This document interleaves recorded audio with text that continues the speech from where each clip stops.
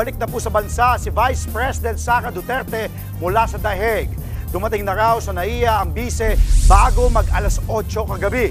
Kasunod po yan ng kanyang pagbisita sa Filipino community sa Qatar at sa kanyang amang si dating Pangulong Rodrigo Duterte naman sa The Hague.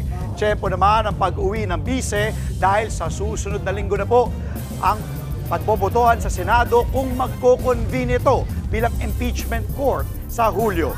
Yan po ay para dinggin ang articles of impeachment laban sa bise na inihain sa nagdaang Kongreso.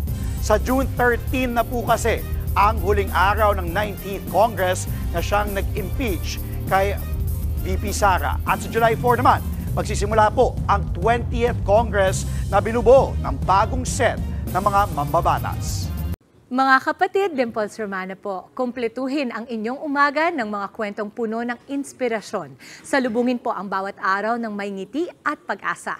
Kaya't mag-subscribe na po at mag-follow na sa aming social media pages ng News 5.